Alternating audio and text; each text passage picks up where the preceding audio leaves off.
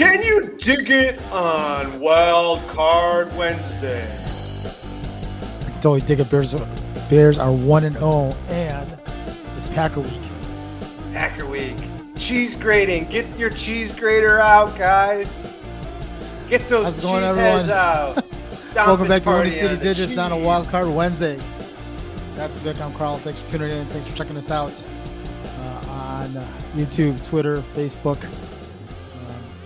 and also Spotify. So, Vic, what's going on? How's it going, man? I'm enjoying the guitar. You're always enjoying the guitar. It's going great, man. So that was a fun Sunday, and I know we're gonna be Sunday. Yeah, we'll be pretty heavy on Bears tonight, but I know you wanted to talk a little baseball. Crowley, what's going on? Jeffrey, good place to start, man. We were gonna start with baseball tonight. How about them Cubbies, man? Skulks, what's going on, brother? They kind of shocked the Mets, so that was nice.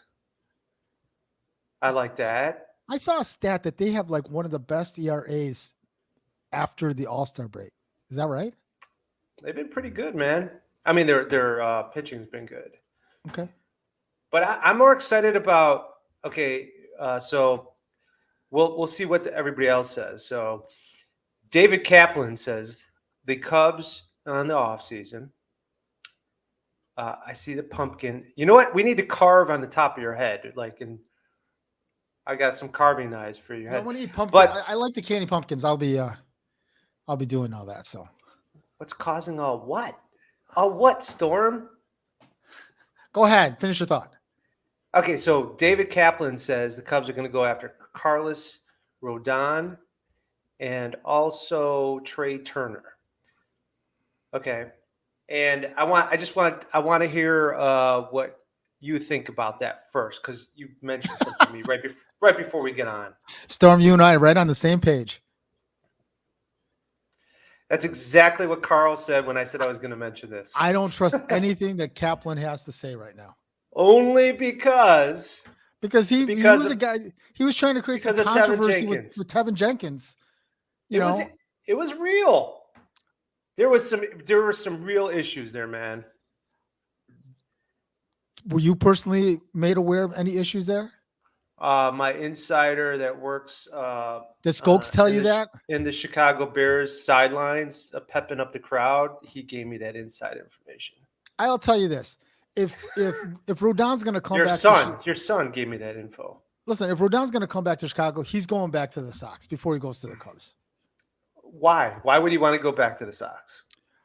Look, it's a familiarity. I think they learned their mistake by letting him go. I think they'll pay him the money because they'll have a little bit of money to use. They need a left-hander in the rotation. I just think he would prefer to go back to the Sox. And if the money was there, all things being equal, maybe if it was a little bit less, I think he'd prefer to go back to the Sox. I agree with Jeffrey, man. Right? Give us all three of those guys. Okay, so there's no doubt the Cubs are going to be going after free agents this offseason. So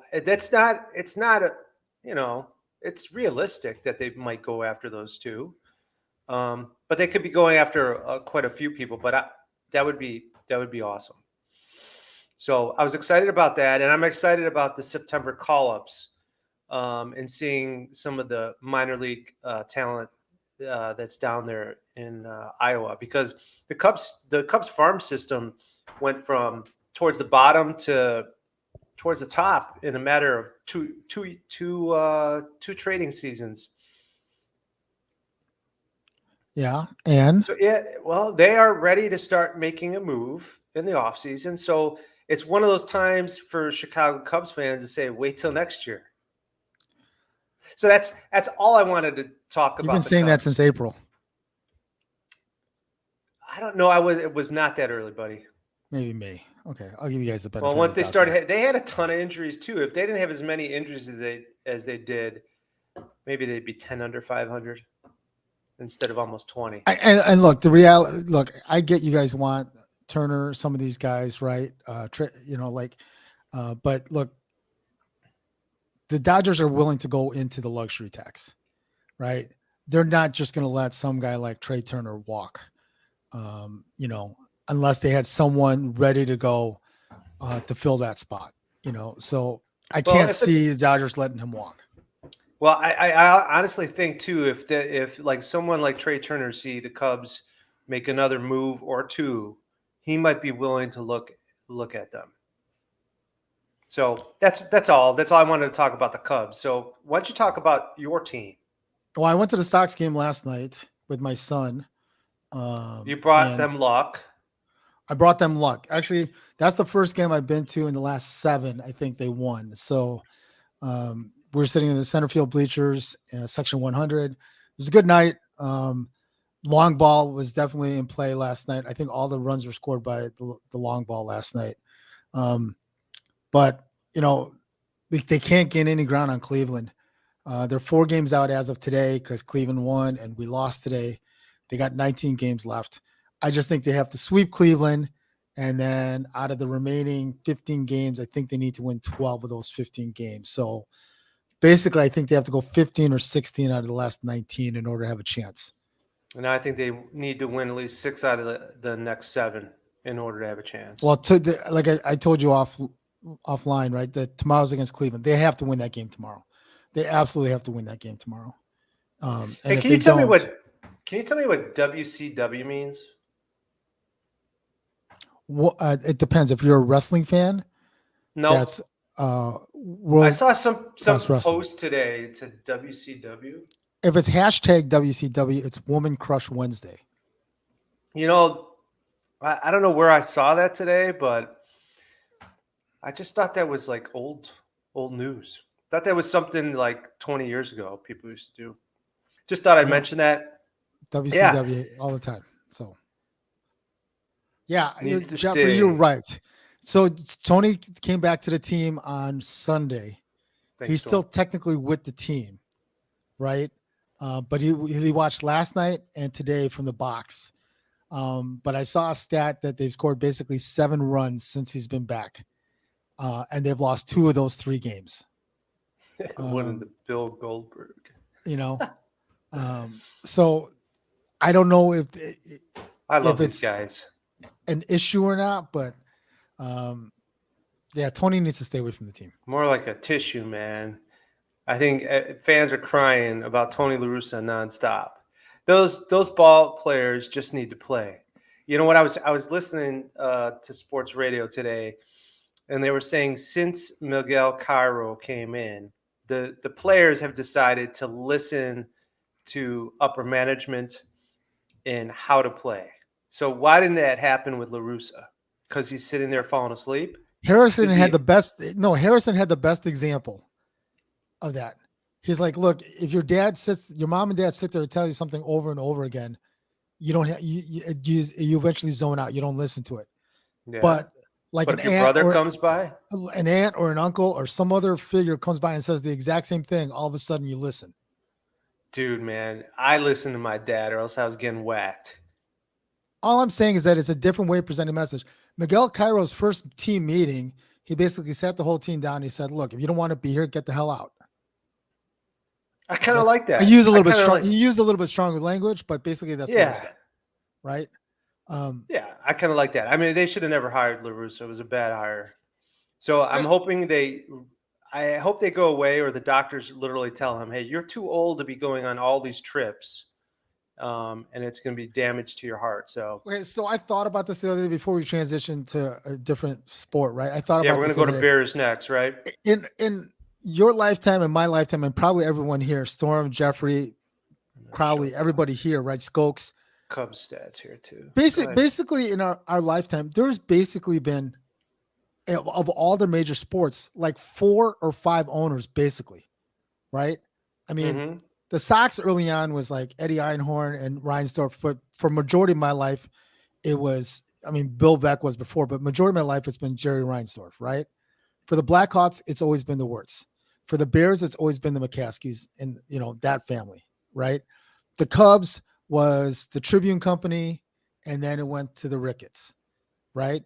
But these couple of owners, like in Chicago now, like Ricketts, McCaskies, Reinsdorf, who the Bulls and the Sox. Yeah. You know, I've never really gotten a sense that they want to build long term. Like they get their couple years winning, they maybe get a championship, and then for some reason they got to blow the whole thing up. This episode is brought to you by Sprite Zero. Thanks for getting Refreshing that in. taste. Are you getting paid by Sprite, by the way? I am. Thanks, Jeffrey. I appreciate that. I do agree with you, Carl. Right? I mean, Our organization seemed to want to blow it up. the Bulls were the closest. They don't stay with it. They don't continue to put money into their product. Like, if you really think about it, who on earth forces Michael Jordan out? Reinsdorf. Right? And then, yeah. And the Sox, after we insane. won in 2005, we were poised to win for a couple more years, but for some reason we blew the whole thing up. You know? Yep. The Cubs, I mean, you can speak more to the Cubs than I can with the Yeah, Lakers. you know, honestly, the Cubs needed to blow up a portion of that team. They should not have blown it up like they did. Literally, they could have traded two of those guys and kept the other two. They should have kept two of their starters. Which two? Well, in hindsight, I would have said the wrong two, honestly. I thought they should have kept Javi and Chris Bryant, but Rizzo and Schwarber are the two that are doing the best this year. And Bryant's just been hurt. I think he's going to get back to his all-star caliber type of play next year. But I originally thought Baez, I just loved his energy on the Cubs. He did everything. He screamed to me Chicago baseball. I think Rizzo did more. Yeah, just from his demeanor, I think. Right. He was a leadership type of guy. You agree with that, what Jeffrey said? We did. We absolutely did. That's why I'm saying in hindsight, I mean, I originally would have said these two, but yeah, Schwarber and Rizzo are definitely panning out really good. So what did Crowley say here? They went into contract age farm system. Yep, the farm system was depleted. Yep. They were mediocre. They weren't as good as advertised. That was the problem. They had one heck of a year. Yeah, they just weren't good combined. They needed some more contact hitters to get on base. They lived and died by the long ball, and that's to me what's happening to your White Sox too. Yeah, it was amazing. Tony basically disappeared, and all of a sudden we started hitting home runs. Right. Yep. All right. And so Crowley's right. The role players were huge. Even when we had Dusty Baker, we had some amazing role players on that team. They just meshed really well. I mean, they had some really good platoon systems going, and the Riot. Everything clicked. That was my favorite player, the Riot. That was your favorite player? The Riot, yeah. Ryan Terrio. Yeah, Ryan Terrio. The Riot. That was my favorite player on the Cubs. The Riot. All right, let's talk Bears. All right, let's talk Bears. It's Packer week. Look, it's basically Packer week, right? Get your cheese graters out, I say. Final thoughts on the Bears win, right? I mean, it's kind of, just terrible first half. Second half was amazing. It does sound like the weather is going to be poor again at Lambeau Field on Sunday night, which is great. So, yeah, possibly, because it appears that the Packers are going to be missing two defensive starters. Two defensive starters? Let me look it up. I'll share it with you. It's from Ian Rappaport. Let's see here.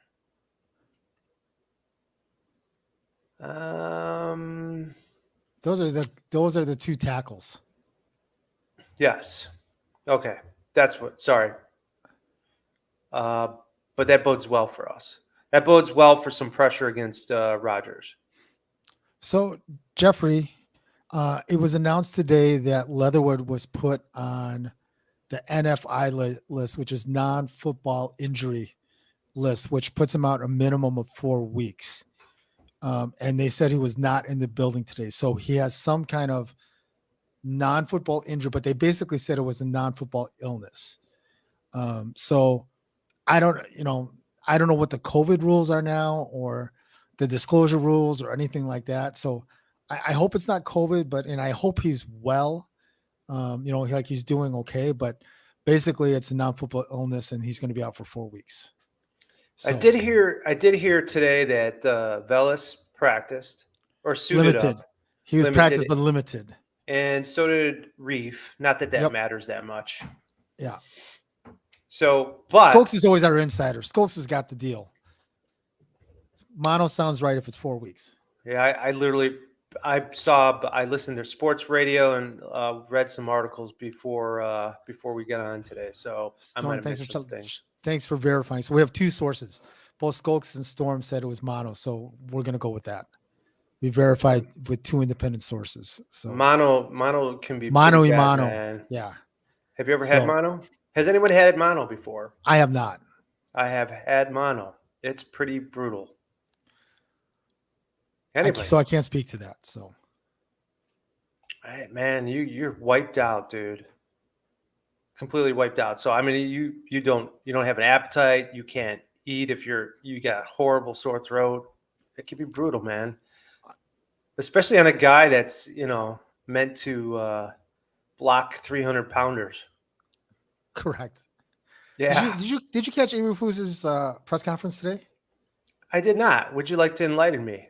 And how did you listen to this, by the way, while you're working full time? And then I listened to it in preparation for our show tonight. I listened to it right before the show.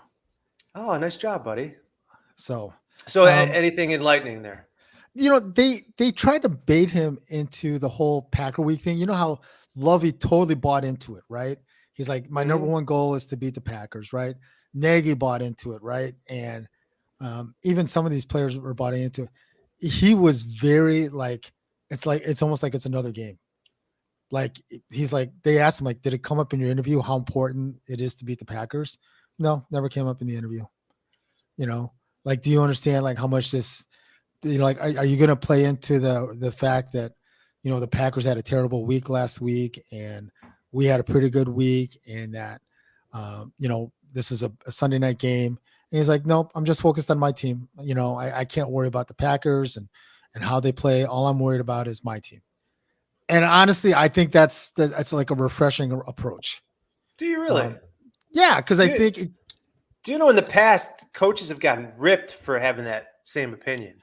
Taking it too lackadaisical. The only reason I say that is because his approach with this week, and I think like I'm even buying into this whole hits principle thing, right? Everybody is. That's all I hear. I think right now it's just where it's whatever he's selling, I'm buying, right? And I think it's just a great way to approach it because these guys aren't going to be overhyped. These guys, aren't going to go in there thinking, well, you know what, we got the Packers right where we want them. They're coming off a loss. They're missing offensive linemen. The receiving core isn't that great. The defense struggled last week. Last year, I don't know if anyone saw the stat. Last year, every time the Packers lost, they won the next week. So his odds are in their favor. And if you ever read that, and if you look at the Twitter stuff on the Packer side, all the Packer fans are like, you know what, this is the perfect time for the Bears to come in so we can rebound. I think it's gonna be a tough game. I'm really looking forward to the game on Sunday night. Can you see this all right?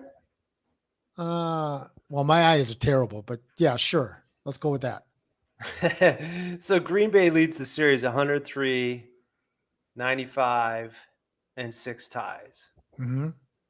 So apparently it looks like the Bears lost 1, 2, 3, 4, 5, 6 in a row. We have not beaten the Packers since 2018. That was at Bears, 24-17. Yeah. When was the last time we beat the Packers at Lambeau?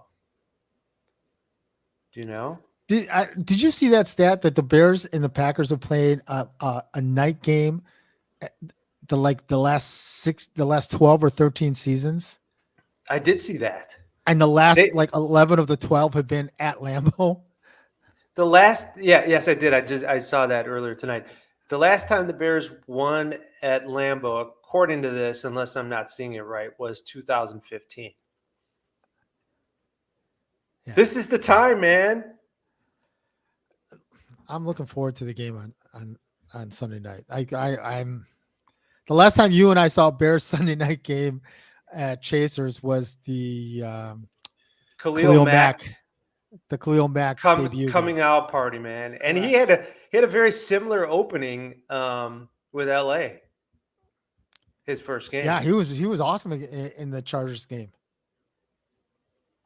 He'll be playing tomorrow night because it's the Chargers and the Chiefs tomorrow night.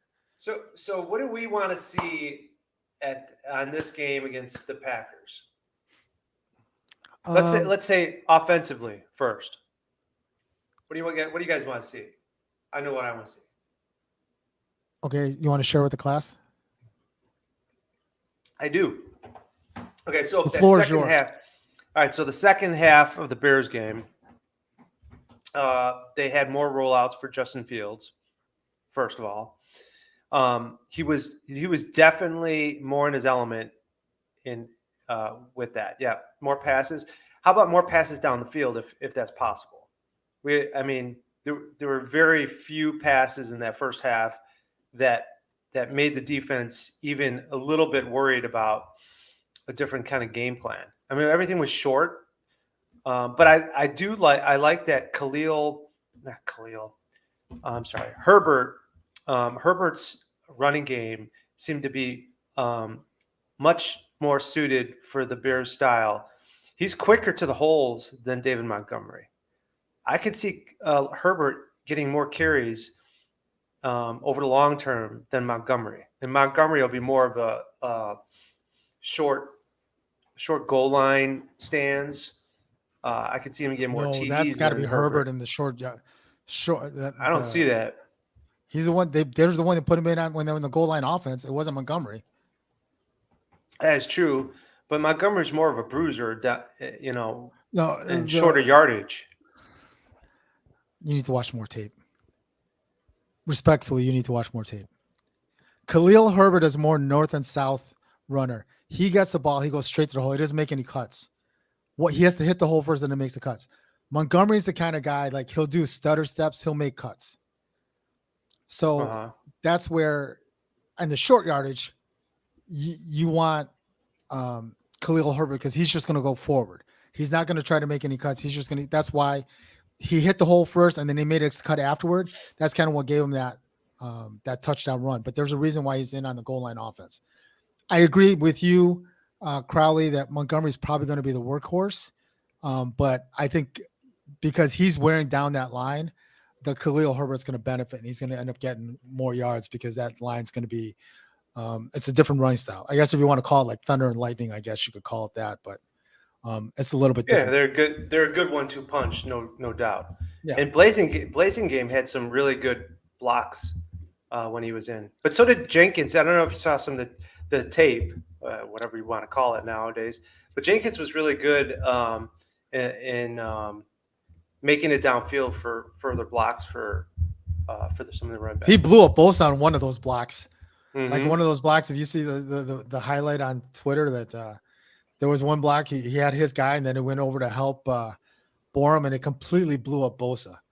And did you see that they like Tevin Jenkins was like number 8 or number 12 rated guard out of 72 this week, and I think Borum was the other guy that got a high rate, or maybe was it one of the other linemen? I can't remember which one it was. Got a high rating also. So, as far as the offense this week, we have the advantage because it's Getsy.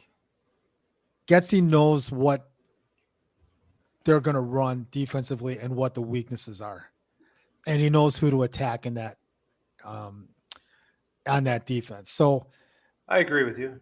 I think that we're going to see. I hope Getsy sticks with the run, but I have a feeling like that the passes we run is going to be a lot of play action, and it's going to be a lot of rollouts and targeted. So like we're going to roll out with a purpose because they're going to attack a certain corner, or they're going to attack that safety. And I agree with who was it that said it here? I think it was Jeffrey. I think Komet's going to be way more involved in this particular game. Like I can't see him drawing a goose egg again. Neither can I. And I don't think Ryan Griffin played pretty well though. Yeah, and I don't think that this defensive line from the Packers is anywhere near as talented as the Niners front four. So if there's an advantage there after having played that line last week, should give the offensive line a little more confidence this week. How about defensively? Just it's not broke. They're gonna from what I understand, the Packers are going to run the ball a lot too. It's not broke. I mean, there's really not a whole lot there to fix. They stopped the run game pretty effectively last week. Weather aside, right? I mean, there were a couple of passes downfield that I'll give Trey Lance some credit. He was able to hit some of those pockets in the zone. Rodgers can hit those pockets. Yes, I just don't know if the receivers can make those catches. I'm listening to you. I'm trying to find something else. So keep on talking, buddy. Yeah, I don't think that. I don't know what you guys think, right? But I just think that, yeah, Crowley, I'm with you on this. I would almost play straight up right on the receivers and make them run routes. Because it doesn't sound like these guys are very good at running routes, and that's coming from Rodgers. And they're going to have to be very specific on those routes. I'll be honest, it's not going to surprise me if we get 2 picks in this game. Hey, so just looking back at the Bears against the run last time, I actually think we did better against the pass than we did the run. The 49ers rushed 37 times for 176 yards at a 4.8 clip. Yeah. So I don't know how great our rush defense was. It was timely, that's for sure. And then second half, definitely they picked it up.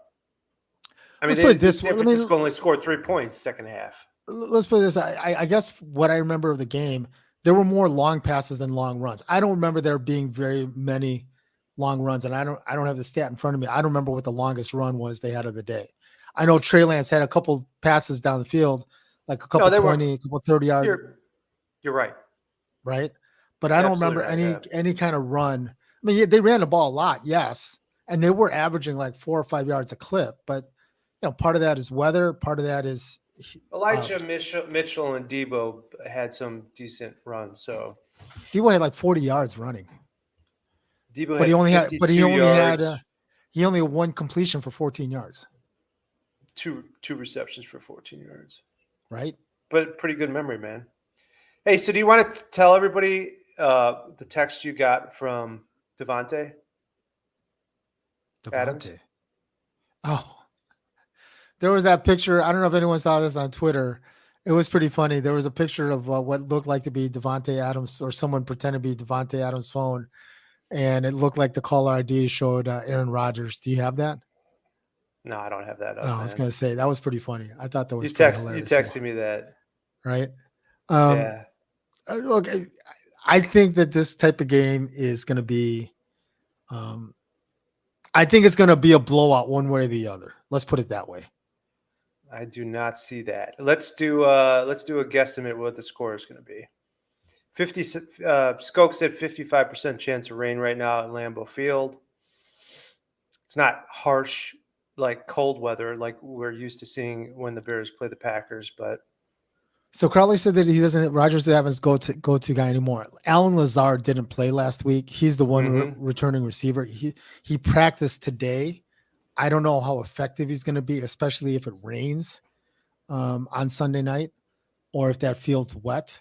I don't know how effective he's going to be. But he's a good receiver. He is a good receiver, but if it's wet and I think his issue was a hamstring, right? He'll be limited. That's tough. Yeah, that's tough. He'll be limited. So, but Lazard to me is a second receiver. It's almost like Darnell Mooney. And let's see Darnell Mooney get hot. Yeah, he's got to have more than one catch. Like I think they got to run a couple swing passes out to him just to get the ball to him to start.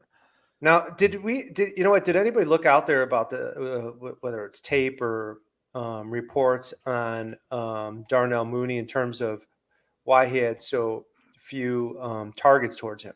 Were the 49ers double teaming him?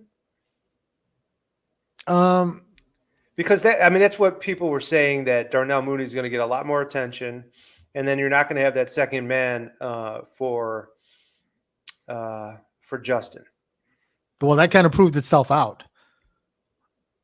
A little bit, but Justin Fields did find Pettis and our Aquaman. He hit quite a few different receivers. Oh, that's the kind of point, right? I mean, because Mooney was covered, he found the other guys. 6 different receivers. But again, keep in mind that in the first half, he didn't even throw one to a tight end or a wide receiver in the first half. So that was just second half numbers alone. Griffin, none of our tight ends caught a pass. Well, there was the one that got challenged, which you and I thought was a stupid challenge. It was a stupid challenge, but it worked out for the 49ers. Yeah, that was the dumbest challenge. You only gained like 4 yards out of it. But so Crowley says 27-24. Are we talking about Bears, Crowley? I'm sure he's going to say Bears. Jeffrey said 24-17 Packers. Okay, so I'm going to say 24-17 Bears. I didn't think they were going to win. I didn't count this as a win before, but the Packers looked miserable against the Vikings. I think the Bears defense looks more solid than I thought they would be, and the Packers offense is just iffy at this point. This is like prime time to steal a win from the Packers. First win in 7 years at Lambeau, guys. Do you guys think it's going to be pretty high, considering that, like, I guess we're used to the weather at this point? We should have had 21. But you said they were going to score 31 against the 49ers. Yeah. By the way, bring back Cody Parkey. No. Bring back Cody Parkey. Yeah, Storm, I saw that. The line it's still at +10 for the Bears? Because if it was +10, I'm jumping on that. I can't believe they're +10 at this point with the way the two teams played last week. The Bears are still getting disrespected, even in Vegas. Like no one believes in the Bears. Talking about disrespect, here let's bring back a memory. We did a show on this, I don't know, maybe a month ago. Okay, good old Mike Martz back in the news. I'm gonna try it. Isn't he? All right, what do we think? What do we think about this? He doubled down on his statement. Yeah, he did. He said Fields was terrible. Can't do anything at all. Yeah. Same with Trey Lance. He's not a great passer, doesn't have good skills. Oh, look. There's some validity to what he says about Trey Lance, because Trey Lance has yet to throw over 50% in any of his starts. How many starts has he had, Trey Lance? 4 or 5, maybe. Yeah, that's not enough. I don't know. But I mean, Mike Martz. If you were the guy that's replacing Jimmy G, who just took you basically to the NFC Championship game last year, right? You better be throwing over 50%, because you're going to lose that locker. You're going to lose that locker room real quick. Yeah, I just don't. I don't know how he can say that either about Fields or Lance already. I mean, Fields just was. Well, I mean, he has more reliability about mentioning that about Fields after a year of play, but I don't know if Trey Lance is going to be a bust, man. He to me, he looks like he's got similar skills to like Russell Wilson, actually. Trey Lance that could develop. He's only going to be a bust because there's way too much pressure on him. He's not going to succeed in San Francisco. He's going to go somewhere else, and he'll be okay. Like Cade McNown.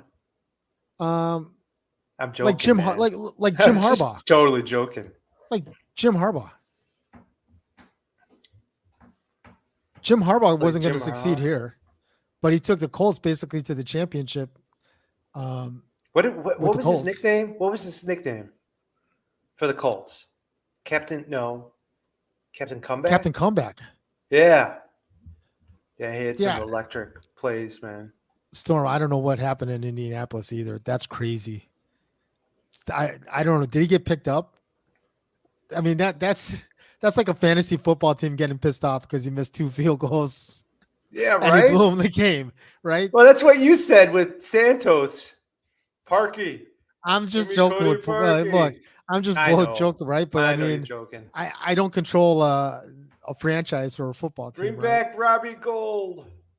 When Robbie Gold only got 1 kick in on the Bears last week. So Yeah, so I was giving Carl a hard time because CBS Sportsline, which Crowley hates, was saying that my draft was number 1 and Carl's was last, and we played against each other, and guess who won? He whooped me. Yep. He whipped me good. It's like the Bears. Like I'm being written off, just like the Bears. All right, so I'm going to stick with my score, 31-17. Bears? Bears. I'm sticking with 31-17 every week until we get that score. Oh, 31-17 Bears. You might be waiting a while. Now, okay, so another really important thing for the Bears is their special teams. If they could get Velus back and get even better field percentage, help me out, man. Field position. Field position. That will help Justin Fields too. So I hope Velus is back. I hope he's playing. I think that'll help the team too. Abner didn't do too bad.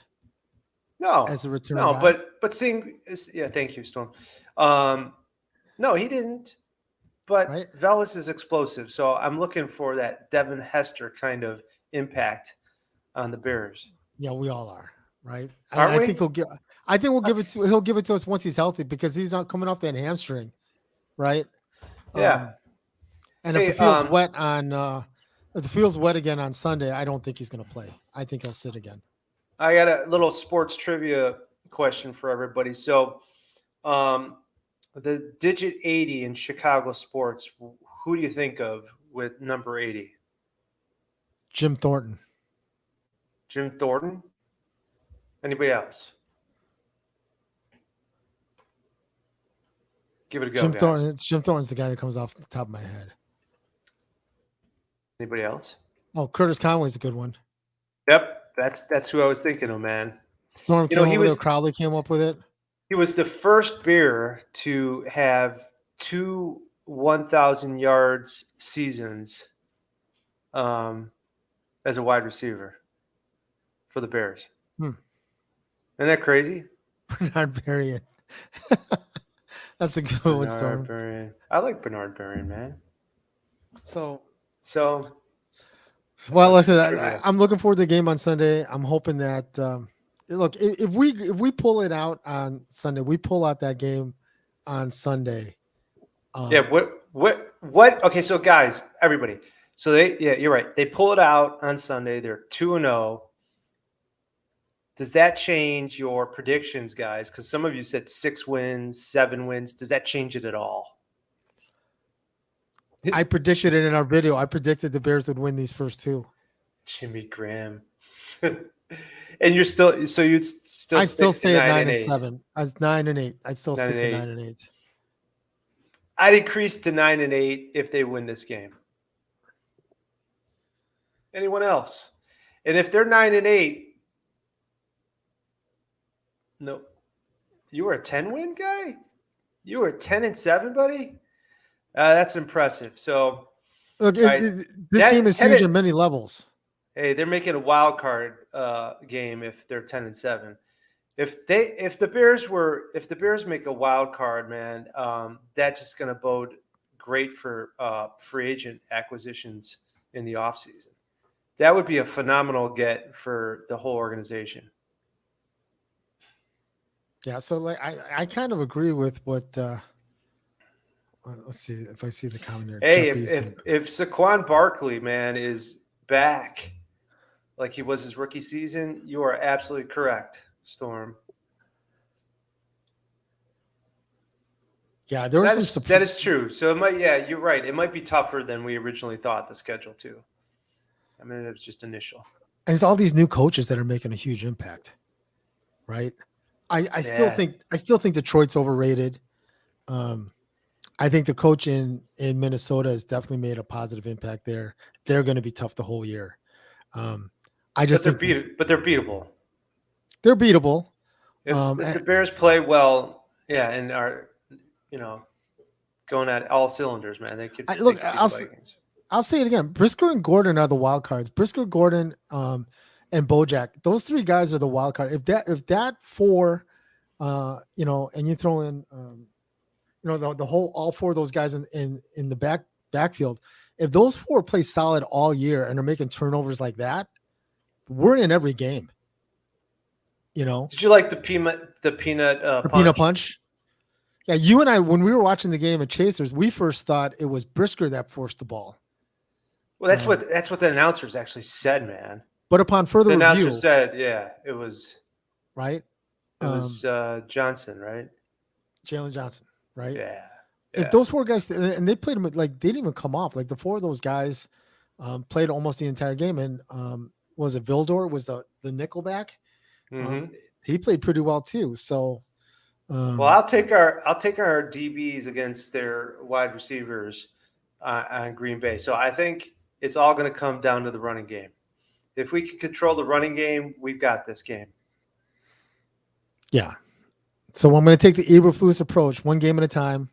Not getting ahead of ourselves, but focus just on the one game. Doesn't matter if it's the Packers. Just focus on the one game and let's go from there.